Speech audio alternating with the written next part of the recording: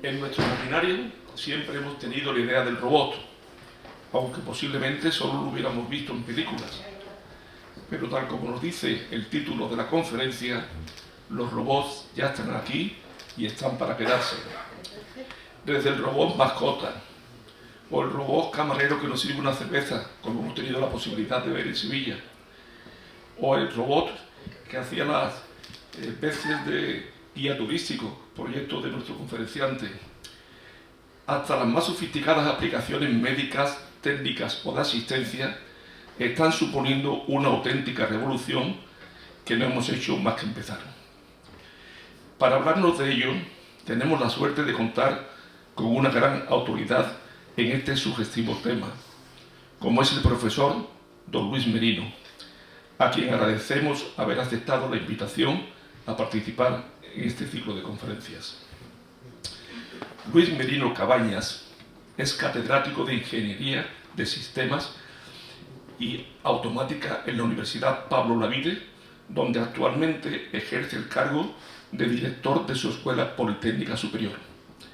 Ingeniero de Telecomunicación y doctor por la Universidad de Sevilla, su tesis doctoral recibió el premio a la mejor tesis en robótica de España en 2007, otorgado por el Comité Español de Automática. Su formación investigadora se completó con estancias en la Universidad de Linköping, en Suecia, el CNRS francés en Toulouse y en la Universidad Técnica de Berlín, en Alemania. Se incorpora como profesor a la Universidad Pablo de Olavide, donde funda el área de Ingeniería de Sistemas y Automática dentro de la creación de la nueva Escuela Técnica Politécnica Superior, donde al día de hoy continúa. Asimismo, fundó y es investigador principal del grupo de investigación de la Universidad Pablo Olavide, Service Robotics Laboratory, donde coordina actualmente a 21 investigadores. Este grupo ha liderado 26 proyectos competitivos y contratos de investigación, atrayendo fondos para el desarrollo de la investigación por más de 3,4 millones de euros en los últimos 5 años. Entre los hitos principales de su investigación, durante su tesis doctoral, diseñó el sistema de percepción empleado en el proyecto COMES de la Unión Europea, donde se consideró la aplicación de drones a la detección y monitorización de incendios forestales, algo pionero en esa época.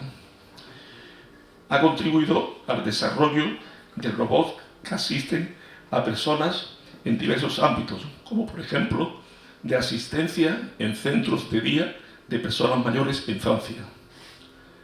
Su producción científica supera las 120 publicaciones que cuentan con más de 5.700 citas y se sitúan entre los investigadores españoles más citados en robótica social y sistemas multirobot. Casi la mitad de su producción científica se realiza en colaboración con investigadores internacionales. En cuanto a la transferencia de conocimiento, lidera múltiples investigaciones con aplicación al sector productivo y técnico, así como al ámbito de la salud.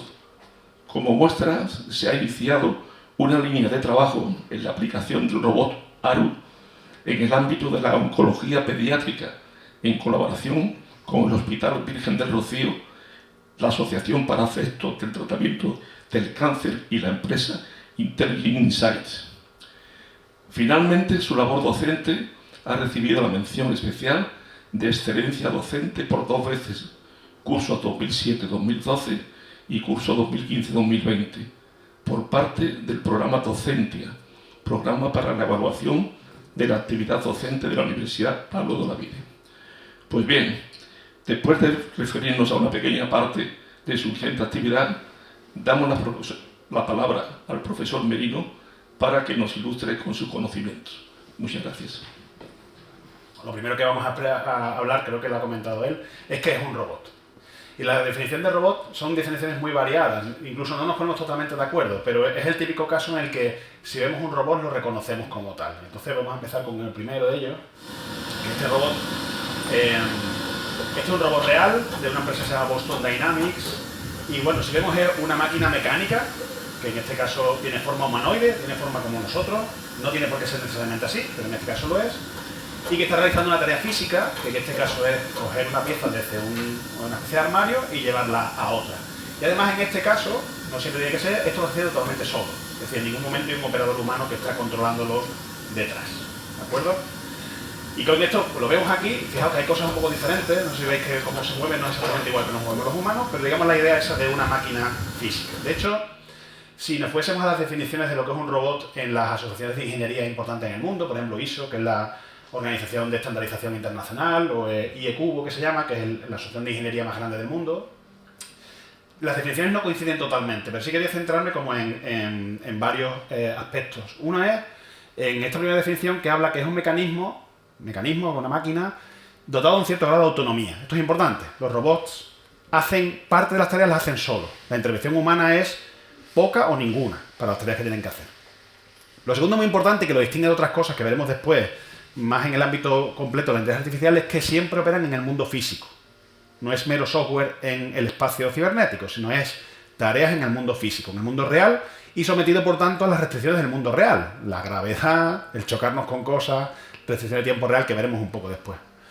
Y lo más importante es que también, en otra definición, habla aquí de percepción y acción. Para poder hacer su labor, actúan en el mundo, pero también tienen que conocer el mundo, tienen que saber qué está pasando. Por ejemplo, ese robot, para coger esa pieza, tiene que saber dónde está la pieza, saber cómo agarrarla, etc. Para conseguir una serie de objetivos, ¿no? Curiosamente, el término robot y robótica, bueno, no es tan curioso como veremos ahora, no surge de la ingeniería, surge de la literatura. La primera vez que se usa la palabra robot es en una obra de teatro del año 1921 de un autor checo que se llama Karel Capek. Una obra de teatro que se llama Rossum's Universal Robot. Y la palabra robot viene de una palabra en checo, de hecho de dos palabras en checo. Una que es robota, que significa trabajos forzados, y robotnik, que significa sirviente. Fijaos un poco la idea esa en esa obra de teatro, pues es unas máquinas que hacen los trabajos molestos que no queremos hacer nosotros. Y es la primera vez que se usa la palabra robot, de hecho no existía la palabra antes. Por cierto, yo como curiosidad, hay una empresa española de robótica en Valencia que se llama Robotnik, precisamente por esto. Y el término robótica, como la técnica o la disciplina que trata de los robots, surge también de la literatura, en este caso de ciencia ficción de Isaac Asimov, que es un físico reconocido, pero sobre todo es muy reconocido por sus obras literarias, como La Fundación, Yo Robot, etc. Y él acuña el término robótica como disciplina. Puede parecer un poco raro porque se diseñan las palabras antes de que exista realmente ningún robot real. Pero bueno, la robótica en ese sentido, como diría el profesor Aracil, es una disciplina meramente ingenieril, porque la ingeniería se encarga de crear las cosas que no existen.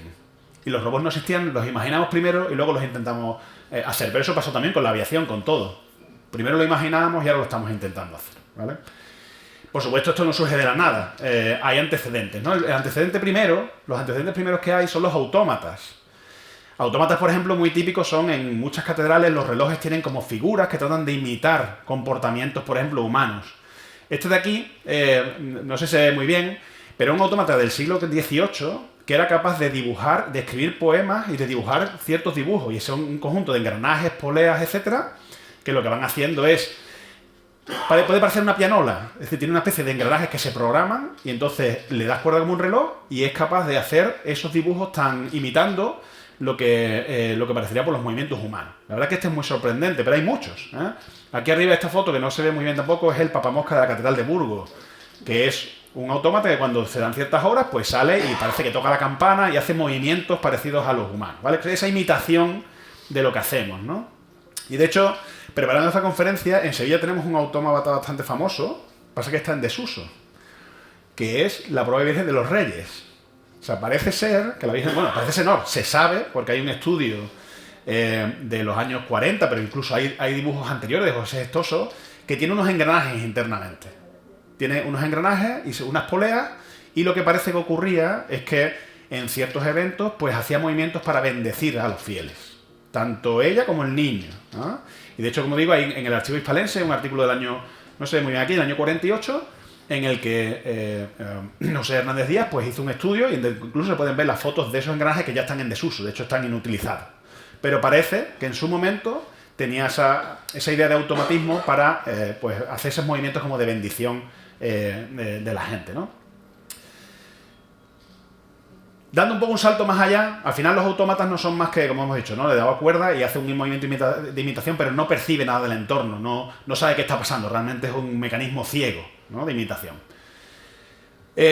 Dos antecedentes muy importantes, o bueno, que básicamente es la misma disciplina, es la automática cibernética. Cuando vamos un paso más allá, y sí me gustaría importante porque tenemos un ingeniero, bueno, sí, un ingeniero español, Leonardo Torres Quevedo, que es muy importante, inventor, uno de los inventores mayores que tenemos en este país. El diseñador, por ejemplo, de uno de los teleféricos que hay en la Catarata del Niágara, que sigue funcionando 110 años después, funcionando perfectamente. Es el creador del aritmómetro mecánico, que es una primera calculadora con procedimientos mecánicos. Creó un dispositivo también mecánico, que es el ajedrecista, que era capaz de jugar al ajedrez con un oponente, solo, bueno, en una situación muy concreta, que es un final de torre y rey contra rey, pero te hacía jaque mate siempre, contra cualquier oponente humano, y lo hacía mecánicamente. Era capaz de saber dónde estaba el rey y lo hacía. Y él es quien, entre otras muchas cosas, bueno, también es el inventor telequino, que es un mando a distancia. Él le mostró, creo que fue Alfonso XIII, Alfonso XII, ¿vale? Principio del siglo XX, es posible que fuese ya fuese todavía Alfonso XII, Alfonso XIII directamente. Un control a distancia de un barco, que lo hizo, me imagino que en la playa de San Sebastián o por ahí. Y era un mando a distancia realmente, principios del siglo XX, 1900 poco. Y él define la automática como la rama, ya la técnica, una rama de la mecánica nueva, pero es que para sustituir al operador humano en el gobierno de las máquinas. Ya empieza a hablar de, oye, aquí hay una serie de mecanismos fundamentales que si queremos que las máquinas operen solas, pues tenemos que diseñar, pues tenemos una nueva rama de la técnica, digamos. Y de hecho, él dice que la automática se ocupa de los autómatas, pero va un poco más allá, que dice que las máquinas que tienen vida de relación, en el sentido de que él entiende, y eso es importante, que si queremos hacer máquinas que se gobiernen solas, tienen que no solo imitar movimientos, sino tienen que saber lo que pasa a su alrededor y usar lo que se llama el mecanismo de realimentación, que él no lo dijo con esas palabras, pero la misma pata es la cibernética. Hay un matemático, Norbert Wiener, que crea esta ciencia, y de hecho Norbert Wiener no llega a conocer a Torres Quevedo, conoce a su hijo, llega a jugar con él en este ajedrecista, pero él crea lo que es la rama de la cibernética, que viene de la palabra griega kibernetes, que es la ciencia o arte de gobernar. Y lo que intenta ver es, oye, quiero ver si podemos aplicar los mecanismos que los seres vivos usamos para gobernarnos automáticamente para el gobierno de las máquinas. Y crea esa ciencia que se llama la cibernética, que ahora el nombre no es que haya quedado en desuso, sino que se usa para referirse casi a la informática, pero realmente las automáticas cibernéticas son bastante parecidas. De hecho, él reconoce muy importante el papel de Torres Quevedo en la evolución. Y entonces el concepto de realimentación, esto es muy importante, esta idea de nuevo de que para poder operar autónomamente tenemos que percibir el entorno. Por ejemplo, él se centra también en sistemas más de regulación, o de homeostasis que se llama. Por ejemplo, nosotros la temperatura corporal no somos conscientes, pero se mantiene porque tenemos un sistema en el cuerpo que está midiendo de alguna forma la temperatura y regulándola. Si yo me voy por encima, pues empieza un mecanismo que compensa. Eso es lo que se llama realimentación. Quiero estar a 36,5, 37, lo que sea, mido que no estoy igual, comparo el error y hago algo. Por ejemplo, en este caso, sudar o similar, para intentar mantener esa compensación. Pero ese mecanismo subyace a todos los seres vivos que se controlan a sí mismos y se aplica a las máquinas, ¿vale? De distinto tipo. Si bien aquí se centraba más en, digamos, estos mecanismos automáticos de regulación. Todo esto, por supuesto, vino en las guerras. Siempre tienen unas cosas muy malas, pero normalmente se avanzaba mucho, sobre todo la técnica. Y él quería hacer un sistema de apuntamiento automático de cañones antiaéreos para las incursiones nazis, sobre todo en Gran Bretaña, etc. Y él se dio cuenta que con estos mecanismos de reglamentación podía hacer mecanismos más precisos. Y la tercera pata que tenía que comentar es la inteligencia artificial, que también el objetivo, hay distintas definiciones de nuevo, la inteligencia artificial también no se pone todo el mundo totalmente de acuerdo, pero para mí una de las definiciones que es más interesante es que la inteligencia artificial es el estudio de agentes inteligentes. ¿Qué quiere decir agente? Agente significa algo que interactúa con su entorno, percibe el entorno y opera en él. Y es inteligente porque pensamos que lo que hace va más allá que simplemente respirar. Nosotros pensamos que respirar es una cosa interna, no requiere inteligencia, sino que va algo más allá. ¿Cuál es la diferencia con la robótica? No diferencia, sino podríamos decir que es más general la robótica en su cometido. Por ejemplo, un programa que juega al ajedrez, que los hay, cualquier móvil ya gana al mayor maestro de ajedrez del mundo, es un agente. ¿Por qué? Porque tiene que percibir cuáles son la posición de las piezas del ajedrez y en función de esa posición hace un razonamiento y toma el siguiente movimiento, ¿vale? Su entorno, lo que pasa es puramente virtual, pero es un agente que opera ahí. Los robots son agentes físicos que operan en el mundo real, en el que estamos aquí. Visto de esa manera, la robótica tiene una intersección muy grande con la inteligencia artificial, en el sentido de hacer agentes físicos que hagan labores para las que creemos que se necesita inteligencia en nuestro mundo real. La disciplina es relativamente joven, de nuevo, también. De hecho, la palabra inteligencia artificial, como denominación de esta disciplina, se crea en el año 56, en la conferencia que se llama de Dartmouth. Y que es una conferencia de Estados Unidos que reúne investigadores interesados en teoría de autómatas, redes neuronales e inteligencia, para que veáis un poco la relación con los autómatas que decía antes, ¿vale? Hay muchas personas, bueno, Alan Turing es uno de los creadores también, aunque no usa la palabra inteligencia artificial nunca, etc. Y con esto llegamos un poco a, bueno, como decía, la relación es que la robótica inteligente no son más que agentes de inteligencia artificial, pero que operan en el mundo físico. Lo muy importante es que operan de esta manera, hacen acciones, pero siempre miden lo que está pasando para poder ajustarse a cambios, etc. Miden, razonan para poder obtener sus tareas, su objetivo. Si nos vamos a los inicios de la robótica moderna, fijaos, la primera patente que es en la historia de la robótica es del año 54, aunque se acepta 7 años después, de George Devol. El año 54 es antes de esa conferencia de Dartmouth, antes de que se codifique, por eso hay solapes, pero no es totalmente lo mismo. Y junto con Engelberger fundan la primera compañía del mundo de la robótica, que es Unimation, en el año 56. Y crean el primer robot industrial, que es el robot Unimate, que se empieza a distribuir en las cadenas de montaje de General Motors, en el año 61. De hecho, este vídeo de aquí Unimate es un robot industrial. ¿Qué es lo que hacen los robots industriales? Son este tipo de dispositivos que pueden moverse en varios grados de libertad. Los grados de libertad son los distintos movimientos que puedo hacer en este eje, etc. Y lo que hacen muy bien es hacer movimientos precisos y repetitivos. O sea, por ejemplo, si yo tengo aquí un vaso, pues con una precisión además cada vez mayor, milimétrica, de moverme allí, tengo un efector final, normalmente una garra o algún tipo, y lo que puedo hacer es ese movimiento de cojo este vaso de aquí, lo llevo allí, lo puedo así, y lo puedo repetir continuamente con una precisión muy alta. Para eso usa sensores internos y este principio de realimentación que estaba diciendo antes. Y estos son los primeros robots que se desarrollan, y de hecho, como vamos a ver ahora mismo, los hay distribuidos a decenas de millones a día de hoy en la industria mundial, ¿no? Ya el año, repito, primero, el año 61, hace 65 años. También, esto venía un poco, diría que los robots industriales vienen de la automática hacia arriba porque son sistemas más reactivos, más basados en esta realimentación. De la inteligencia artificial hacia abajo, y se unen las dos disciplinas juntas, es cuando se quiere ir más allá a robots móviles. Los robots industriales están fijos en un sitio, son brazos pero no se pueden mover. Pero yo decía, oye, queremos hacer robots que se puedan desplazar, controlados por un ordenador y hacer cosas. Y en el año, entre el 66 y el 72, se desarrolla el robot Shaky en Stanford, allí en California. Que la idea era que el robot fuese capaz de moverse en una habitación de un punto a otro de forma totalmente autónoma, sin intervención humana. Para eso tenía cámaras, tenía un ordenador aquí a bordo, etc. Y era capaz de, yo le decía, voy al B al punto A, yo si tengo el punto A, B al punto B, sabía dónde estaba, podía detectar los obstáculos que tenía, planificaba un camino para llegar al sitio y lo seguía, ¿vale? Y esto, bueno, el robot se llama Shaky porque Shaky en inglés, no sé si ven ustedes, pero Shaky es tembloroso en inglés. Porque realmente, bueno, el robot iba muy despacio, se movía bastante, era en un entorno muy limitado, la habitación no podía ser de cualquier manera, los objetos tenían que ser de una forma geométrica determinada, pero estamos hablando de hace 60 años, que ya se empezó a hacer esto, ¿eh? Y el robot era en esas condiciones limitadas, usando técnicas de razonamiento automático, en esa relación con la inteligencia artificial, podía hacer estas cosas, ¿no? En el siglo XX, bueno, a partir de los 70 se empiezan a desplegar de forma masiva los robots industriales en las cadenas de montaje, y mientras que en paralelo, pero un poco por después, porque la investigación estaba más retardada, pues se está trabajando en estos robots inteligentes, y veremos ahora los robots de servicio, que son aquellos robots que salen fuera de la fábrica. También quería comentar de nuevo, esta figura de aquí es el NAV 1 del año 86. Esto es los primeros inicios de lo que son los coches autónomos, y no ocurrieron ayer, esto hace 40 años.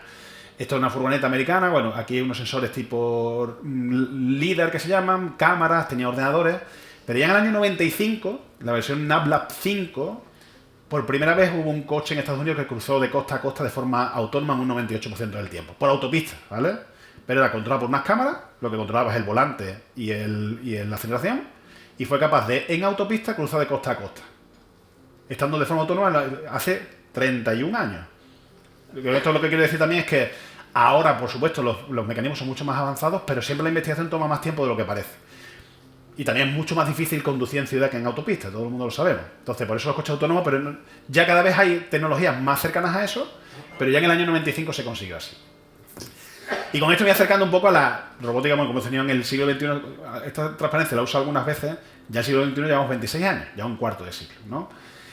¿En qué estado está por ahí? Bueno, voy a poner algunos ejemplos, y aquí ya sí hablaré de algunos ejemplos de cosas que hemos desarrollado nosotros, pero por supuesto se usan en el ámbito militar, hay robots desde hace mucho tiempo, drones desde pequeños, en la guerra de Ucrania, si se ve las noticias, se usan masivamente a día de hoy, pero drones grandes, hay bombarderos que te pueden soltar 500 kilos de bomba que son totalmente autónomos. Bueno, normalmente no van autónomos, sino que hay pilotos remotos, pero se les puede poner en modo autónomo para que vayan a ciertas posiciones.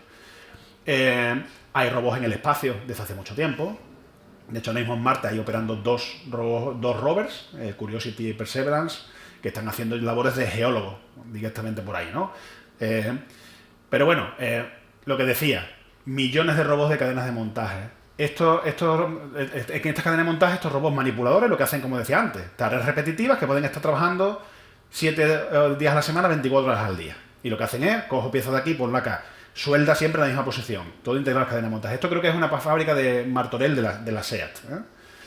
Y en la fábrica hay cientos de ellos haciendo esto y, como digo, haciendo este tipo de tareas. Esto es la robótica industrial. Solo lo ponía como curiosidad, no sé si lo saben, pero bueno, este es un informe de 2022 y esta es la densidad de robots en la industria manufacturera por país. ¿Cuántos robots hay por cada 10.000 trabajadores? Por poner una cosa, aquí tenemos a Corea del Sur, donde hay un robot por cada 10 trabajadores. O sea, una densidad enorme, ya que digamos casi uno de cada 10. España estamos por aquí, un poquito por encima de la media del mundo, pero bueno, un poco por aquí. Y lo estábamos discutiendo antes, yo creo que es un debate interesante, esto, el tema de la robótica, el trabajo, puede afectar o no, pero sí es cierto, si se ven los países que están aquí, que tenemos Corea, Singapur, bueno, Singapur es muy pequeño, ¿no? Pero Alemania, Japón, China, es decir, hay una relación bastante importante entre productividad de esos países y la robotización de su industria manufacturera, ¿no? Y repito, hay millones de unidades desplegadas. ¿Qué cosas más empieza a ver? Por ejemplo, en el ámbito logístico, esto es un almacén de Amazon. En Amazon todo el mundo a día de hoy compra muchísimo online y entonces pues al final tienen que gestionar unos almacenes enormes. Bueno, pues esta gestión, los almacenes, lo que tienen es los productos en estos racks y luego cuando hay un pedido, pues tienen que haber los humanos, oye, necesito los elementos, pero en vez de buscar los humanos aquí dentro, los muebles se mueven solos. En realidad no es que se mueven solos, hay unos robots que se ponen debajo y los llevan a la zona donde se quedan los pedidos, que están en el perímetro. Y todo está totalmente, lo que es la gestión interna está totalmente automatizado. Es decir, los pedidos se ponen en los armarios, se sacan de ellos, pero los armarios se colocan usando estos robots por debajo, ¿vale? Y esto es ya como digo, es un centro de aquí es donde están los humanos y estos son pues van llegando allí y cogen lo que sea, ¿no?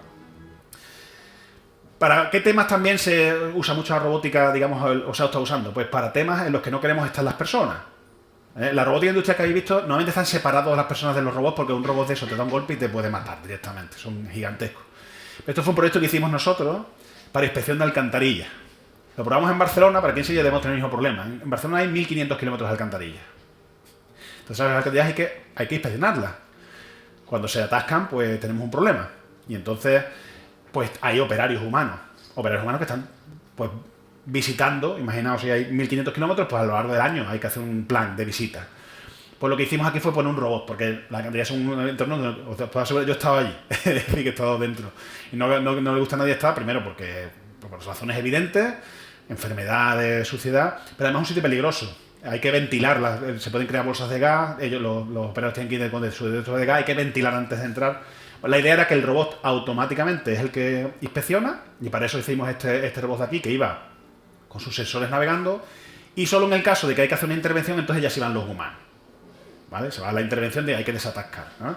Si veis aquí estas son imágenes del robot haciendo una inspección. Aquí usamos algoritmos de inteligencia artificial para que con las cámaras detectase, cuando pone rojos que ve que no está bien, cuando hay agua aquí es porque hay un bloqueo, cuando pone que está verde es que cree que está bien, rojo mal, esto bien, porque por aquí, por el canal intermedio, no hay atasco, ¿vale? Y ahí se usaron el sistema de estos de entrenamiento que se llama. Le dimos un montón de ejemplos de cuando estaba mal y cuando estaba bien y el sistema lo aprendía solo, ¿vale? Y el robot era capaz, como digo, de ir moviéndose automáticamente y sobre todo sabiendo dónde está, que eso es una cosa muy complicada en túneles, porque ahí GPS no hay, etcétera, ¿vale? Pero de nuevo, esa idea de vamos a ayudar a los humanos en las zonas donde no queremos que estén porque sean peligrosos. En inglés se llaman las 3D, que es dull, dirty and dangerous, que es o aburrido, o sucio, o peligroso. Por ejemplo, otro tema en el que hemos trabajado, lo mencionaba antes, yo en mi tesis doctoral ya hace muchísimo tiempo, donde lo he visto por ahí, es en drones para incendios. En ese caso, en la tesis fue de incendios forestales, pero esto fue una competición que fuimos en 2020, que era luchar robots en general, drones incluidos, contra incendios en edificios. Esta competición se organizó en Abu Dhabi por la Universidad Khalifa, tienen mucho dinero, montaron un edificio de 18 metros de altura, que era una maqueta, realmente ahí no había, pero sí, simularon fuegos en la fachada, fuera y dentro. Y era un equipo de robots que incluían robots aéreos como este que iban cargando con mantas ignífugas y con agua, y el robot terrestre pues tenían que solos vigilar edificios, detectar dónde había incendios y si los había echarles agua o echarles la manta ignífuga, de forma autónoma, ¿vale? La competición era, le teníamos que dar un botón y a partir de ahí no podíamos intervenir, ¿vale? De hecho, pues sí, algunos de los fuegos eran fuegos en fachada y aquí se puede ver un poco cómo lo hacía el dron. El dron tiene un conjunto de sensores, lo que decía esto de la realimentación, ¿no? Estos son cámaras infrarrojas. En las cámaras infrarrojas es muy sencillo detectar un fuego. En cuanto hay un fuego se ve un manchurrón muy brillante. Entonces, cuando detectaba el fuego, el robot se paraba y ahora intentaba con la cámara hacer lo que se llama visual servoing, que es que el fuego estuviese lo más centrado posible. Y empezamos a echar agua, ¿vale? Ahora se verá un poco, esto es un ejercicio académico, no cargamos con un litro de agua, pero en la competición medían cuánta agua le echábamos al fuego. Y en función de mientras más agua, aquí se puede ver un poco el dron, hay un chorrito, no se ve muy bien. Aquí se ve un poquito cuando empieza a echar el chorro. Y aquí tenemos un problema porque incluso la competición imitaba wind gust, ráfagas de viento de hasta 8 metros por segundo, con lo cual el dron vibraba mucho, por eso tenía que compensar. Pero bueno, esto que es un ejercicio académico, sin embargo, ya hay sistemas de drones comerciales que son capaces de cargar las mangueras de los bomberos y, por ejemplo, si hay que apagar un fuego en un edificio muy alto, pues pueden subirlo hasta cierto nivel. Son drones muy grandes porque pesan mucho, pero se pueden hacer ese tipo de cosas, ¿vale? De nuevo, entornos en los que no queremos porque la gente se juega la vida. Entonces, robots como estos también los hay, desactivadores de bombas, buscadores de minas, etcétera. De hecho, tenemos ahora un proyecto también muy importante también en el que queremos trabajar o sea, director de minas, me refiero a minas antipersonas, pero también trabajar en minas y en sitios peligrosos. Tenemos ahora algún proyecto en ese sentido. Y también, esto es de 2019, los robots también en las fábricas ya están empezando a no estar separados de las personas. Cada vez más hay robots colaborativos que se llaman. Por ejemplo, esto fue un proyecto que tuvimos en la que intentamos ayudar a la automatización de la fábrica de pintura más grande de Portugal, que se llama Tintas Rovialac. Yo no sabía cómo se hacían las pinturas, pero las pinturas, cuando tú encargas una pintura de un tipo determinado, lo que hay que hacer es mezclar con un peso muy determinado, un orden muy preciso, un conjunto de componentes separados. Todos esos componentes son tóxicos. Y hasta ese momento, esto lo hacían en esta empresa con un carrito. Iba el operario con el carrito a cada uno de los sitios, este carrito de aquí, y lo pesaba y tal. Y esto, como digo, son componentes tóxicos, por eso tiene que ir con la mascarilla. La idea es que aquí dijimos, bueno, vamos a hacer algo no que quita al humano, sino que la parte pesada, que es la logística de llevar un sitio a otro, lo hace el robot. El robot es una báscula andante, pero que navega solo en la fábrica. Y el humano interviene cuando los humanos somos buenos, que es todo lo que manipulación diestra, hace cosas como lo que va a hacer aquí. Pero mientras puede estar haciendo otras cosas. Y sobre todo, el robot lo que añade es una trazabilidad muy buena. La orden venía por email y él iba a los sitios que tenía que ir, medía el peso, te avisaba cuándo tenía que estar, etc. ¿Vale? Y todo esto lo hacía solo. De hecho, no pudimos modificar nada de la fábrica. Pero es esta idea, esto es un ejemplo, pero cada vez más hay estos robots en las cadenas de montaje que ya no están separados, sino que empiezan a colaborar con los humanos. Esto se llama la robótica colaborativa.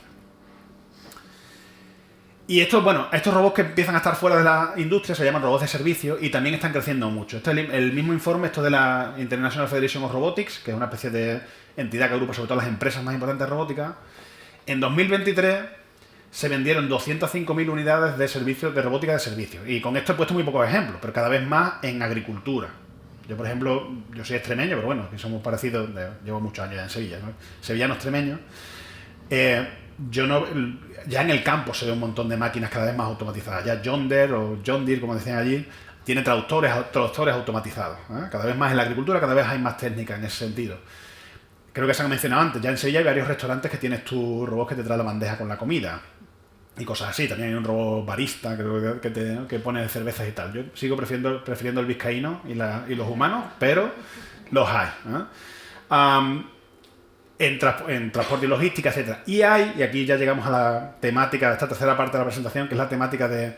Se vendieron 4 millones de unidades de lo que se llaman robots de consumo, que están en nuestras casas, algunos de ellos. Y eso es un poco lo que hago, que ese es el paso que creo que viene ahora y viene un poco para quedarse. O que lo empezaremos a ver un poco más con vaivenes. Que estos robots en la vida cotidiana. Cuando digo que hay millones de unidades, es que todo el mundo, que funcionan mejor o peor, yo tengo uno en mi casa, sé los problemas que tiene, pero la Rumba, Conga, etcétera, pues son robots barredores que están en las casas. Y estos robots son más inteligentes de lo que parece. Es verdad que no funcionan del todo bien, ahora vemos por qué, pero son capaces, por ejemplo, de hacer un mapa de tu casa. Te hacen tu mapa, luego le dices, oye, pues quiero que me barras la cocina, o quieres que tal, lo va haciendo, es capaz de detectar cuando algo está más sucio para volver a hacerlo, planifica sus caminos para hacerlo, y estos hay millones. De hecho, con la gente de iRobot, que por cierto la empresa creo que le está siendo vendida ahora mismo, por eso digo que todavía el modelo de negocio hay que ver hasta dónde llega, pero ellos tienen cámaras, los modelos últimos tienen cámaras, que con eso son lo que va a hacer localizarse allí y tal, que también problemas de privacidad, todo eso. Yo he hablado con gente de esta empresa, me decían que ellos lo único que almacenaban en sus servidores es los mapas, que no podían mandar imágenes, hay problemas de privacidad y todo eso. Pero bueno, los hay a millones. Todavía no funcionan, ya digo, depende de las casas que sean, ahora veremos por qué, pero por ejemplo, alfombras, todo ese tipo de cosas les dan muchos problemas. Pero bueno. Otro sitio donde cada vez más robots está viendo es en los cuidados. Esto tiene una parte cultural. Por ejemplo, nosotros ahora vamos a ver un proyecto en relación con Japón. En Japón los hay de dos tipos. Robots para acompañar. De hecho, por ejemplo, un robot que hace una foquita que se usa para sustituir, digamos, a animales de compañía en entornos en los que no puedes tener, porque puedes tener parásitos, etcétera. Y también robots de ayuda a la dependencia, ¿vale? Robots que ayuden a montarte la cama, a andar, etcétera. Lo empiezas a ver. Nosotros hemos tenido algún proyecto en este sentido. Tuvimos un proyecto que terminó no hace mucho con un conjunto de socios en Cataluña, en Extremadura, aquí en Sevilla, que estábamos nosotros, sobre el tema de usar robótica, lo que decíamos, para intentar prevenir el aislamiento y la soledad no deseada y mantener la independencia lo máximo tiempo posible. Era muy exploratorio, muy exploratorio. Nosotros, algunas cosas que se decían, oye, pues tener a lo mejor un sistema robótico para acompañamiento a través de conversación natural, en algunos casos, pero sobre todo para este tipo de cosas. Orientación en ejercicio físico, apoyo en tareas diarias, monitorización de estado de salud y tal. Estos son experimentos muy preliminares. De hecho, por ejemplo, una primera cosa es que voy a poner aquí este vídeo. Uy, perdón, me ha saltado aquí. No sé cómo me ha saltado unos cuantos. Aquí. Lo primero que haría es no poner este robot, porque es un robot un poco grande. Esto sí tiene sonido, no sé si tiene... Bueno, lo que hace, quizá no se vea bien desde ahí, pero era una sesión de ejercicio en el que con las cámaras tú puedes detectar la posición que estás teniendo en todo momento, ¿vale? Entonces dice, oye, pues quiero que te levantes, El robot no está muy bien diseñado porque es muy poco amable, tiene una voz así como siéntate, levántate, bueno, unas cosas un poco... Pero bueno, esa idea de que te acompañe para hacer los ejercicios está por ahí, ¿no? Es más, el robot, lo podemos bajar un poquitín, pero no del todo. El mismo robot ya se pueden hacer cosas como la siguiente. Por ejemplo, buscarte dónde estás, ¿no? Porque se dice muchas veces que hay otros sistemas que quizás no necesitas un robot para eso, ¿no? Si te has caído, ¿dónde estás, no? Pero te puede buscar y ya se pueden hacer cosas con los nuevos mecanismos que hay. Por ejemplo, tú le podrías preguntar al robot, oye, tengo sed. Y entonces el robot ya no le tienes que decir, oye, quiero una botella de agua que está en tal punto de la casa, sino que él puede, lo que se llama hacer un grounding de ese concepto semántico de sed. Sed significa botellas de agua, o significa algo relacionado con agua o algún líquido, ¿vale? Y entonces te podría buscar en la casa y hacer ese tipo de cosas, con conversaciones aquí, bueno, aquí dice botella de agua directamente. Lo que hace es usar sus cámaras y busca por ahí donde podrían estar, ¿vale? Repito, esto todavía es muy preliminar. De hecho, ya os digo, este robot no es el que pondría yo en una casa, con robots que además probablemente se tropiece y ahora vamos a ver por qué, ahora vamos a ver otros ejemplos. Pero precisamente, si vamos a tener robots en nuestra vida diaria, entonces aparece una disciplina que es bastante más moderna dentro de la robótica, que es lo que se llama la robótica social. Y tiene que ver con esto. Oye, estamos hablando de robots que pueden estar en sitios íntimos, en situaciones muy cercanas a nosotros. Entonces, ¿qué pasa? Pues que en algunas de estas situaciones necesitamos, los robots tienen que tener un componente de interacción social para poder hacer su labor bien. Ahora vamos a ver por qué. ¿Y qué quiere decir estos componentes de interacción social? Pues cosas como que puedan hablar con nosotros de forma en lenguaje natural, sin que yo tenga que saber ingeniería para manejarlo, que actúen de forma pertinente.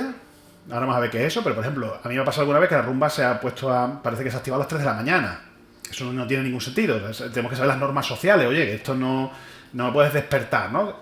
Para eso tienes que percibir el contexto, pero ya no solo el contexto, sino el contexto social incluso. Voy a poner algunos ejemplos, etcétera. Porque si no haces eso, o bien funcionas peor, o bien es que no eres capaz de funcionar. Tenía un ejemplo, desgraciadamente este es el único vídeo que no me funciona, ¿vale? Pero entonces lo voy a tener que imaginar porque es un ejemplo que me gusta mucho. Esto tiene 10 años. Esto quizá no lo reconozcáis, pero esto es Alcázar de Sevilla. En Alcázar de Sevilla pusimos este robot que está aquí, que te hacía de guía turístico. Estaba puesto en el sitio donde, en la entrada de las audioguías, pues igual. Estaba puesto ahí, a tal hora se salía, aparecía un grupo y te llevaba por distintas zonas de Alcázar y te enseñaba, te contaba la historia de varios sitios. Era un robot con ruedas, no podía ir dentro del palacio, pero primero no podía entrar, pero podía estar en zonas muy interesantes. Y además te podía contar historia de cómo era esa parte hace 300 años, en fin. La historia es que este robot tiene que navegar ahí. Y en el Alcázar es uno de los sitios más concurridos, los sitios más visitados de España. Puede haber 7.000 personas en un día, de los días de la temporada alta. Nosotros movernos en torno a gente, es que en el vídeo se ve bien, aquí es más difícil de explicar. Pero movernos en torno a gente es que nosotros tenemos muy naturalizado, lo hacemos fácil, para los robots es muy complicado. Normalmente hasta ahora los robots lo que hacían es cuando tengas cerca a una persona, párate. Por seguridad, para no chocarte, y cuando se vaya, pues sigue. Si hay 7.000 personas, nos estamos en una estación de metro, con eso lo que ocurrió el robot es que se queda parado. No puede funcionar directamente. Para poder operar ahí tienes que entender cómo las personas nos movemos. Ya tienes que ir un paso más allá.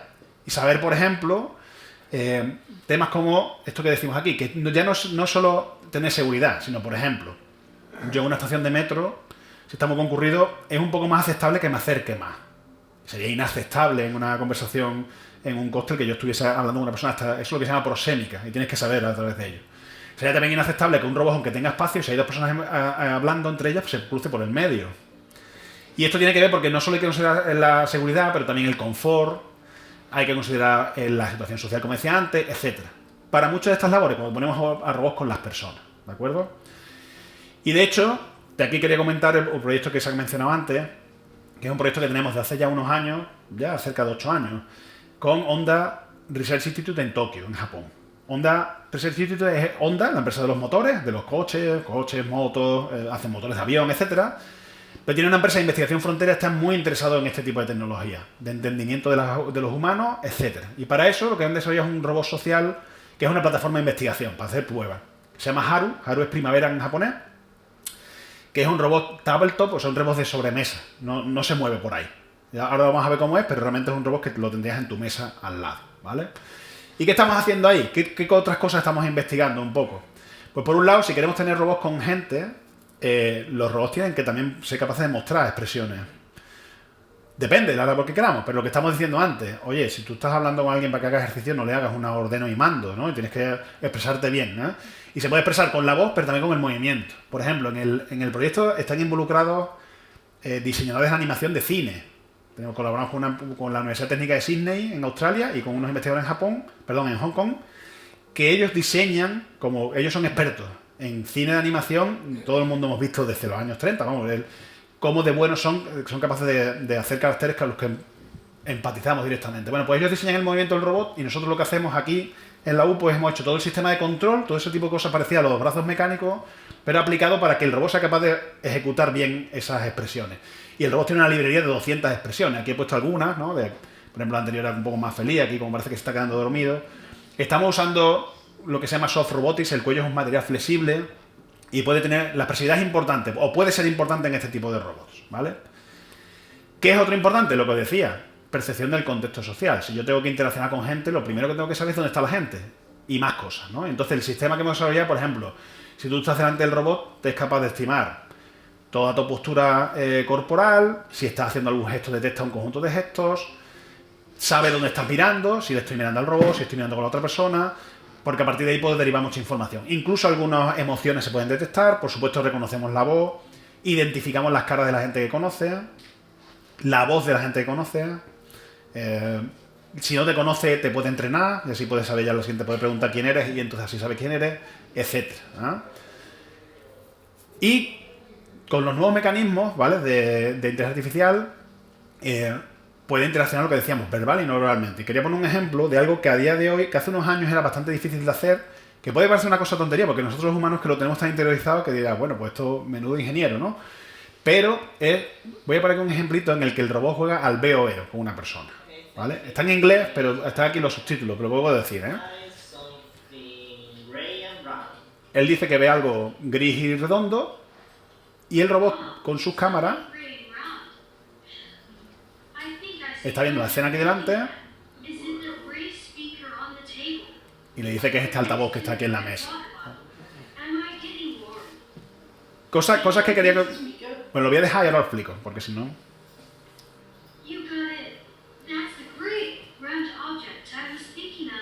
Aquí se puede ver cómo detecta el objeto en su propia cámara.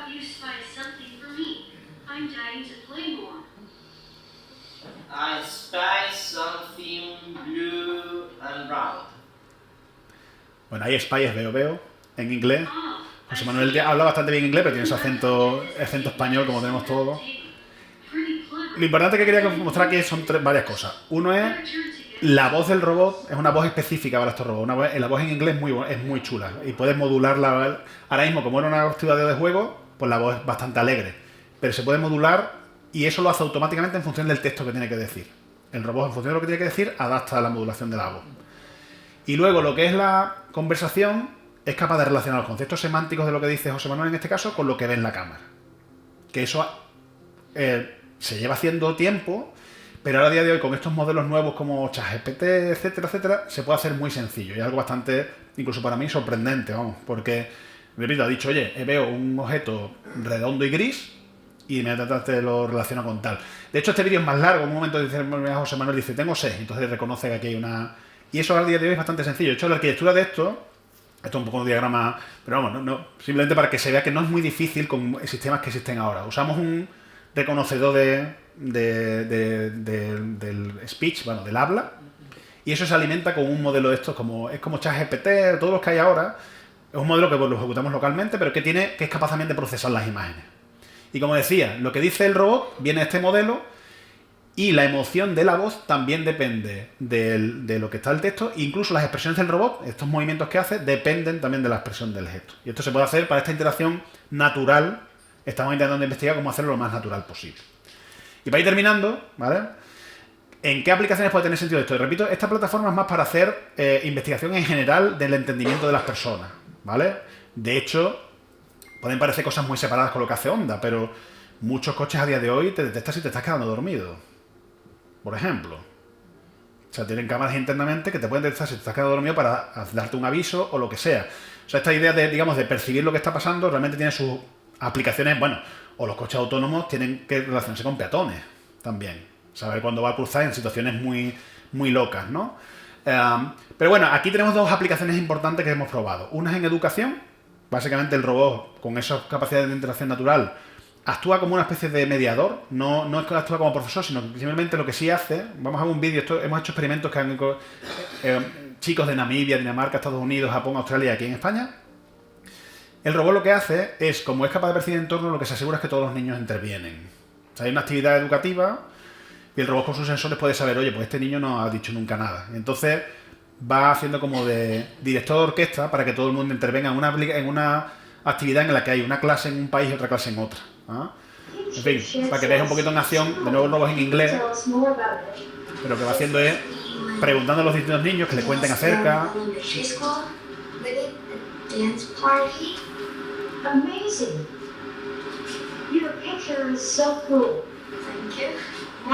Entonces están, por ejemplo, ahí están en Estados Unidos y esta es la otra parte que está en Namibia. Entonces los dos robots, los dos sitios, lo que van haciendo es como coordinando un poco la actividad educativa.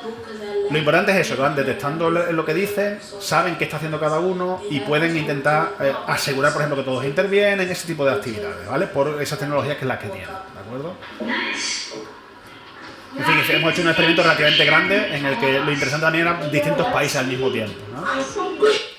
Y luego el otro proyecto que es todavía más interesante para mí, porque lo hemos traído aquí a la ciudad en colaboración con la Asociación para el Tratamiento del Cáncer, está el Virgen de Rocío, y también hemos involucrado incluso grupos de la Universidad de Sevilla y a la empresa 4i, que es una empresa de diálogo automático de aquí de Sevilla.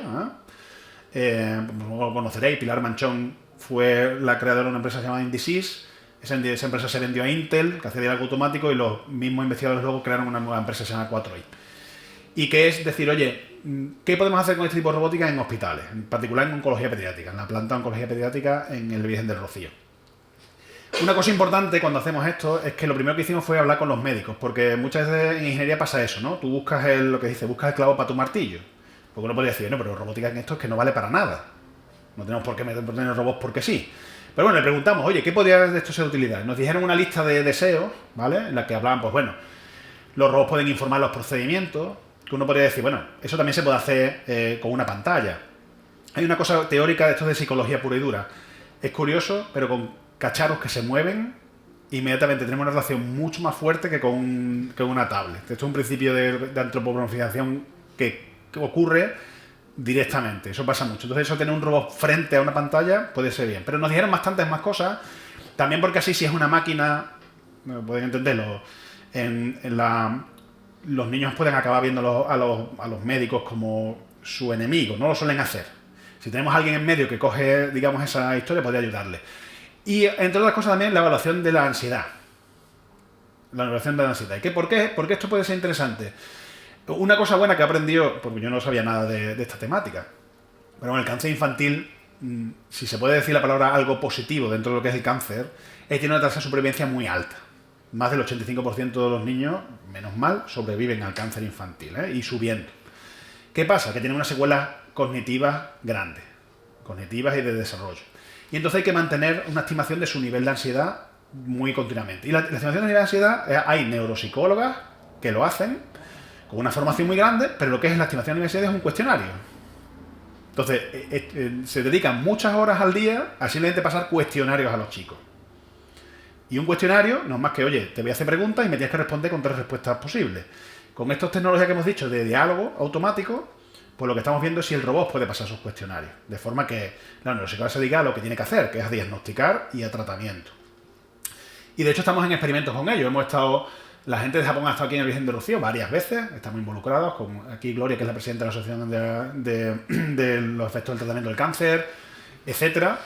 Y llevamos ya más de 40, estamos haciendo un experimento controlado, porque tenemos 2 problemas con el robot, tenemos que comprobar. Uno es que es capaz de hacerlo, o sea, que identifica bien las respuestas y tal, y eso parece que funciona bastante bien, con una tasa más del 98%. Tenemos que ser casi perfectos, porque tú evidentemente no te puedes equivocar en esto.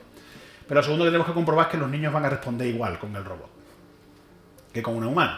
Porque la pregunta podría ser, oye, ¿van a responder distinto? La hipótesis que hay de partida es que no necesariamente, porque incluso muchas veces los chicos, para no preocupar a sus familias, con los humanos se podrían comportar un poco, no comportar, mala palabra, pero responder no totalmente cierto por no preocupar precisamente, mientras que una máquina pues puede ser algo así. Bueno, estamos en eso, estamos en medio del experimento, ya hemos tenido más de 50 en total, creo que 30 y tantos con el robot ya, y seguimos en ello. Y bueno, para terminar ya de verdad, lo que decía al principio, eran pinceladas un poco de la situación de la robótica, Nos está viendo un poquito la era de los humanoides, que hemos visto al principio el de Boston Dynamics, pero quería poneros también a ver si me funciona. Esta otra empresa, que es el robot montando un lavavajillas. Esto, para mí como ingeniero, lo que es increíble de este vídeo es el tema de la manipulación. Nosotros, la mano, que siempre se nos ha dicho que es lo que nos diferencia a los hombres casi del resto de los primates o más, es lo que nos permite hacer cosas que si no, no podríamos hacer. Hacer esto era algo hace unos años muy, muy difícil. Todavía sigue siendo difícil, ¿eh? Estoy seguro que si este robot lo mueves 3 metros aquí, probablemente ya no sea capaz de hacerlo, porque está muy entrenado para esta situación. Pero este tipo de cosas están empezando a pasar, ¿eh? Veremos a ver por dónde va. Hay mucho hype que se llama, pero hay empresas haciendo humanoides. Mira, bueno, este es otro, con otro form factor, que eso también está bien, porque a veces que no tenemos por qué imitar los humanos, que es empezar a poner este tipo de robots, pero en las factorías, también para ayudar a cargar cosas. Esta es otra empresa. Pero lo que quería poner aquí, estos de aquí son empresas a día de hoy, empresas que están construyendo humanoides en China. Que creo que son creo que hay 10, pues son 50 empresas probablemente. Solo en Shenzhen, que es uno de estos, pues hay como 10 haciendo esto.